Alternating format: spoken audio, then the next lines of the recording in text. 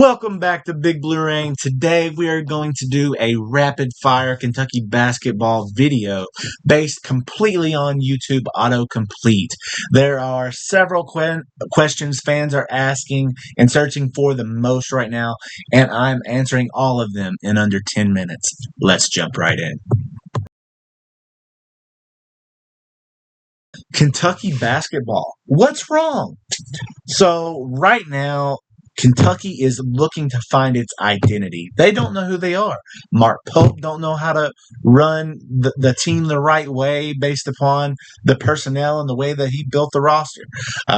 Right now, it looks like he built a roster that completely goes against the way that he builds his teams, the way that his teams thrive, and it's not looking great. This past game, we saw him pull Brandon Garrison out of the game and send a few messages as to like Jalen Lowe and Cam Williams. They sat out the entire first half of the basketball game, and he's working on teaching them how to compete. We hear him talk about in these post-game interviews, we've got to learn how to compete. We got to learn how to do this and that. Sending messages like this is, in my personal opinion, the right way to go about it, and hopefully we will trend in the right direction.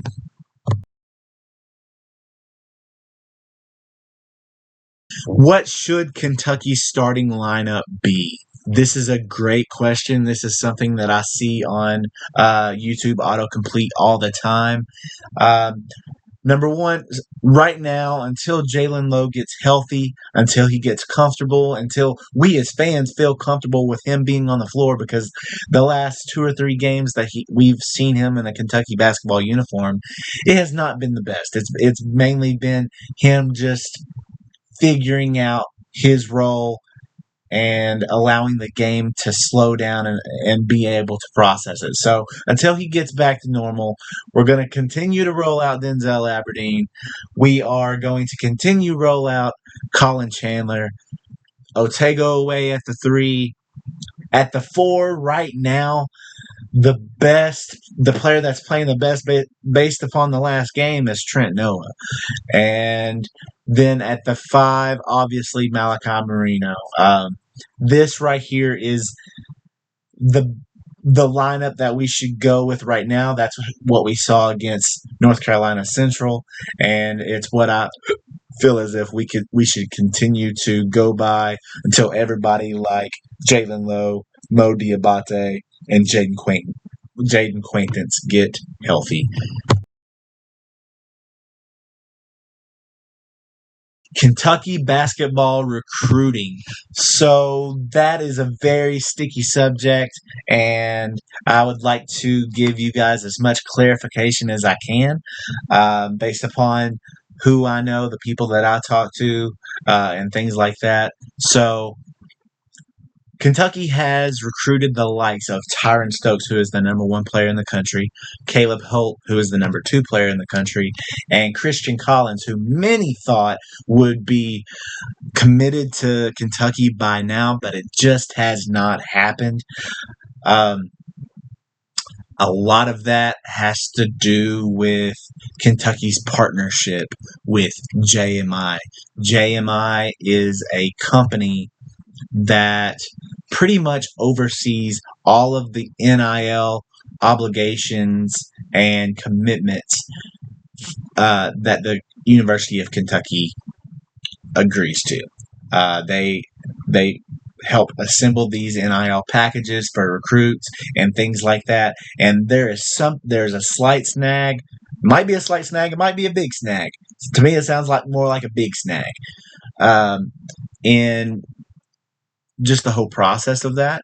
And Joe Tipton has come out and said that there's rightful reason for Kentucky basketball fans to not expect anyone to commit in the near future. So this has got to be addressed. It has got to be changed because we've got guys ready to commit to play for Kentucky basketball, but they can't because the NIL is so shaky, and so there's nothing concrete. So that has got to be fixed as soon as possible.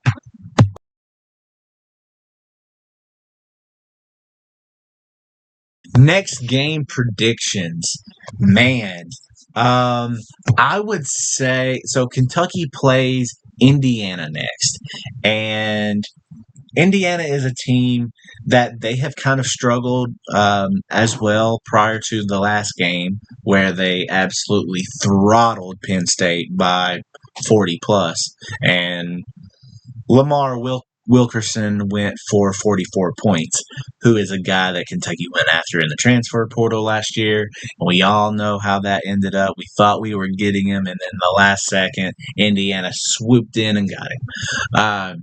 But we're going to be going up against him on Saturday. It is a huge game. It is a huge opportunity for Kentucky to get back in the winning column for the first time this year against a relevant opponent. I think it's going to be detrimental for Otago to continue to be this guy that we saw last game against North Carolina Central. Granted, it is North Carolina Central, and we can't really take much stock in that, but we need that guy. We need the leadership that we saw that he was bringing in those huddles. This team is still learning how to compete, guys. I don't know. We have to figure out a way to get a win, regardless of what's going on.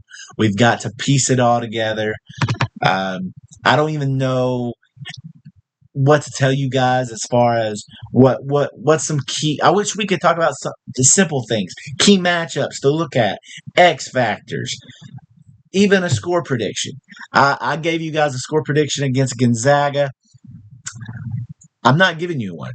I'm not giving you one until Kentucky shows me. I'm not predicting a loss, is what I'm saying right now. But I'm not predicting a win either. So until Kentucky gives me something to look at that's concrete and consistent, there's no way for me to analyze these games prior to. There's just no way. So here's to hoping that we get a win, and go Cats.